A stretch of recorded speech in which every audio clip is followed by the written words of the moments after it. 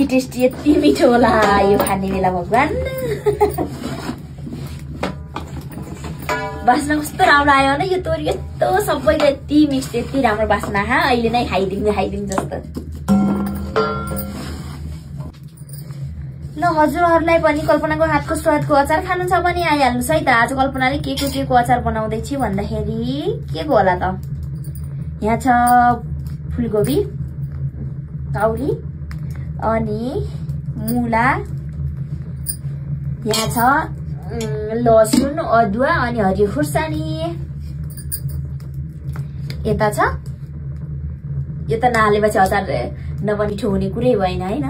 त्यही भएर यो त इम्पोर्टेन्ट छ, मेन उ छ तोरीको धुलो पिसेर धुलो बनाएको छु मैले।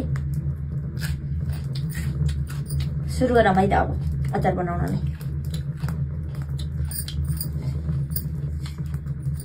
खुर्सानी, यहाँ छ यो अदुवा अनि यो भइहाल्यो लसुन।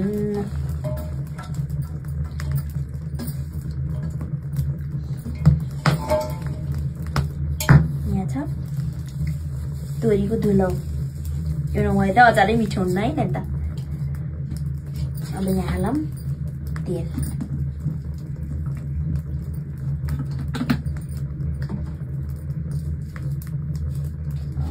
थोरै बिसार हालौँ। सेतो देखिन्छ नि त हैन, बेसारको स्वाद त केही हुन्न, फेरि कलरमा कलर आउने मात्रै हो। यो कलरको लागि पनि बेसार हालौँ। धेरै केही हाल्नु पर्दैन कि घरको अचार त है, अलिअलि मसला हाल्यो अनि रेडी भइहाल्छ। खानालाई त यति मिठो यति स्वादिलो हुन्न र यो घरको अचार घरमा बनाएको यति टेस्टी लाग्छ मलाई। बजारमा किन्ने एउटा पनि मन पर्दैन के। ल मिक्स गरौँ है त,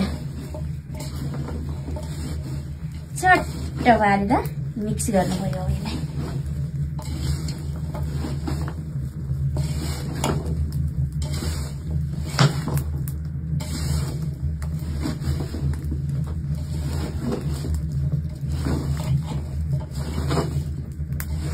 दामी जताकतै सबैमा मसला लाग्ने गरेर मिक्स गर्नुपर्छ नि त यसमा।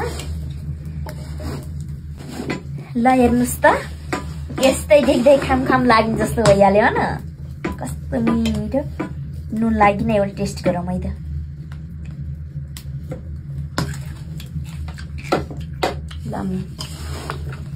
घरमा बनाएको चाहिँ एकदम टेस्टी लाग्छ मलाई, फेरि बाहिर किनेको मन पर्दैन नि त। त्यही भएर मैले अचार यसमा हाल्नेछु। यसमा पहिला मैले गोबीकै अचार हालेको थिएँ मैले, फेरि तेलसेल पनि यहीमै छ, किन अर्को डब्बा उ गर्ने होइन। त्यही भएर मैले यसमै हालिदिन्छु अर्को अचार। मैले यसमै हामीले अरू अचार हालेको थियौँ नि त, त्यही भएर अब यो डिब्बा यस्तै थियो, त्यही भएर मैले यसमा नै हालिदिन्छु। अब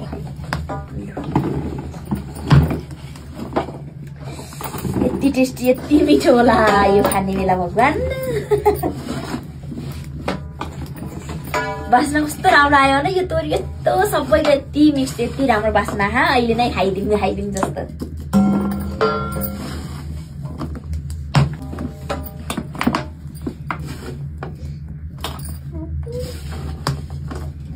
पुरा एक डिब्बा गरायो मजाले भात दालसँग खाना यति टेस्टी हुन्छ। अब सधैँ कहिले ढिलो हुन्छ, कहिले केही हुन्छ, कहिले काहीँ काममा जानुपर्छ, केही गर्नुपर्छ अनि सधैँ तरकारी बनाउनु भ्याइँदैन नि त।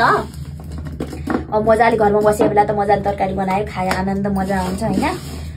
अब कहिले काममा जानुपर्छ, कहिले ढिलो हुन्छ, कहिले यस्तै हतार हुन्छ, त्यति बेलामा अचार र दाल भात मात्रै बनायो खाना मजा हुन्छ, टेस्टी हुन्छ नि। त्यसकै लागि बनाऊ हामीले। पुरा एक डिब्बा भयो ट्याक्कै।